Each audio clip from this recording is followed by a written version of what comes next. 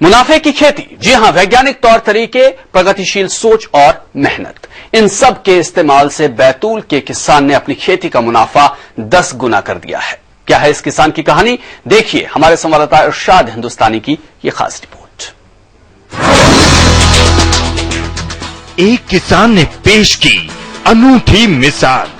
वैज्ञानिक खेती से मोटा मुनाफा, रासायनिक खाद की जगह किया देसी खाद का इस्तेमाल, पशुपालन में भी कमाया नाम और किसानों को भी दी प्रेरणा।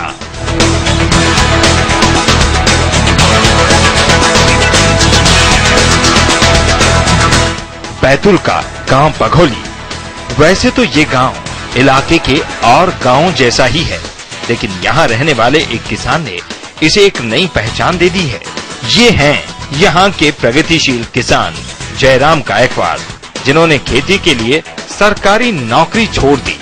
पहले तो इनके फैसले को लोगों ने अजीब नजर से देखा, लेकिन जब इन्होंने अपने हुनर का खेती और पशुपालन में प्रयोग किया तो हर कोई तारीफ करने लगा।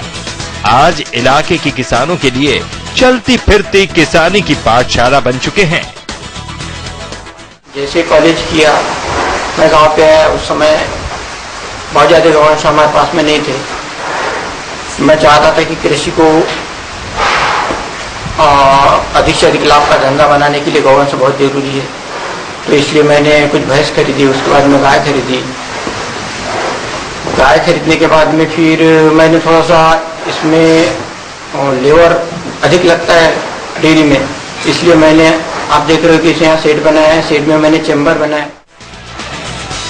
जयराम ने गोबर की रिसाइकिलिंग से खेती और घर दोनों को जोड़ दिया है। गायों से डेयरी की शुरुआत करने वाले जयराम के पास 50 से ज्यादा गाय भैंसे हैं, जिनके गोबर से ये गैस बनाते हैं, जनरेटर चलाते हैं और जो अपशिष्ट बचता है उसे कंपोस्ट खाद बनाकर खेतों में डालते हैं। देसी खाद की वजह से इनकी खेती भी अच्छी होती है और घर का काम भी अच्छा चलता है। से ये पूरा का पूरा गोबर अपना गोबर गैस में चला जाता है, गोबर गैस से वर्मी कंपोस्ट बन जाता है। तो जितना इन्वेस्ट अपने जमीन का निकलता है, जैसे भूसा, चारा, कड़बी, ये सब अपने गौवंशों को खिला देते हैं, गौवंश दूध दे देती है और खाद भी बन जाता है, अपने कृषि इन्वेस्टर का खाद बन जाता है।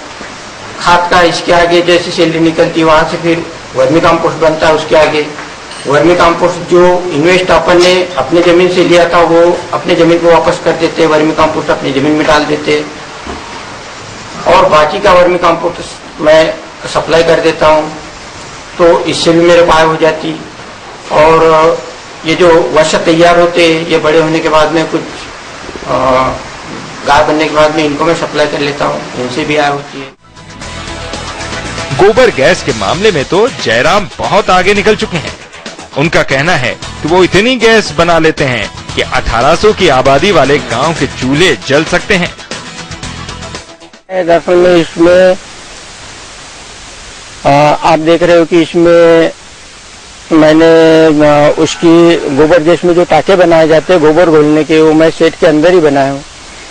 शेड के अंदर टाके से मैं डायरेक्ट सैलरी गोबर गैस में डाल रहा हूँ। गोबर गैस से मैं जनरेटर चलाता हूँ, लाइट जलाता हूँ यहाँ पे, और कुछ जानवरों के लिए दलिया वलिया बनाते हैं।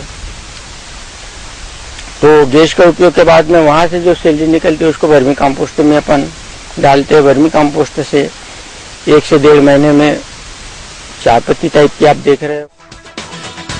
जयराम के बड़े भाई कहते हैं कि पहले जब वो खेती करते थे तो फसल ज्यादा नहीं होती थी, लेकिन जब से वो इनके साथ जुड़े तब से आमदनी 10 गुना हो गई है।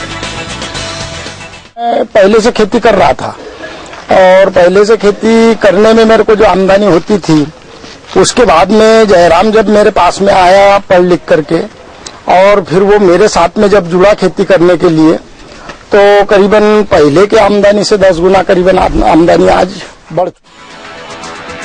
आसपास के किसान भी जयराम के तजुर्बे का फायदा लेने उनके पास आते हैं।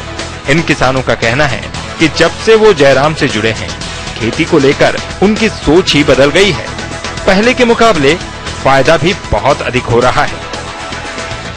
4 वर्षों से इनके संपर्क में हूँ, तो ये हमेशा हमारा मार्गदर्शन करते रहते हैं और इनकी निगरानी में मैं इनसे हर सलाह लेते रहता हूँ। हमारे मार्गदर्शक हैं, हमारे एक कृषक पाठशाला के रूप में ये क्या बोलना चाहिए, हमारे प्रेरणा स्रोत है। कितनी ये पारंपरिक खेती को उन्होंने आधुनिक खेती में ढाल दिया, तो कितनी सीख ली आपने उनसे? हम इनसे बहुत कुछ सीखते रहते हैं, हर बात नई से नई तकनीक। और उसके बाद इन्होंने गौ पालन किया, गौ पालन के इन्होंने हमको बहुत सारे फायदे बताए। पहली बात तो गौ पालन से दूध उत्पादन होता है, उसके साथ साथ जो दूध उत्पादन के साथ जो गोबर निकलता है, गोबर से जो जैविक खाद बनती है, जैविक खाद के बारे में इन्होंने हमको समझाया। 80-90 हजार 1 लाख करीब की होती है फूलगोभी की, समय को देखते हुए। और एक फसल है 2.5-3 लाख रुपए की, 2.5-3 लाख रुपए की लास्ट फसल टमाटर की होती सर। सर 1-1.25 लाख रुपए करीब खर्चा आता है मेरे को, और बचता है करीब 2.5-3 लाख रुपए बचा लेता हूँ हर साल, बचा लेता हूँ सब लागत निकाल के। सर जैविक खाद की तकनीक लेने के लिए बाहर के लोग भी गांव में आते हैं। सरपंच का कहना है कि जयराम की वजह से गांव का नाम भी हो रहा है। इनके पास में पशु, गाय, बैल सभी जानवर है इनके पास में। इसे गोबर से इनने जो जैविक खाद का उत्पादन जो किया है, ये सारे हमारे इलाके में नाम चल रहा है कि जैविक खाद की खेती करके देखो इसमें कितनी उन्नति होती है, कितना बेनिफिट मिलता है हमें। इनकी जैविक खाद के लिए बाहर के लोग भी छत्तीसगढ़, बिलासपुर, सब दूर के अनेक लोग आके देख के गए और इनने यहाँ से जैविक खाद लेके भी गया है। इनसे उनको अनेक प्रकार की बेनिफिट मिला है। यह देखते हुए इतना गर्व महसूस, हाँ, इतना गर्व महसूस करते हैं लोग कि जैविक खाद से उनको बहुत बेनिफिट मिल रहा है। उन्नतशील खेती करते हुए जयराम को कई सम्मान भी मिले हैं। प्रधानमंत्री नरेंद्र मोदी जब गुजरात के मुख्यमंत्री थे, तब उन्होंने जयराम को सम्मानित किया था। कई संस्थान भी उनके प्रयास के लिए उन्हें पुरस्कृत कर चुके हैं। समय के लिए बैतूल से इरशाद हिंदुस्तानी।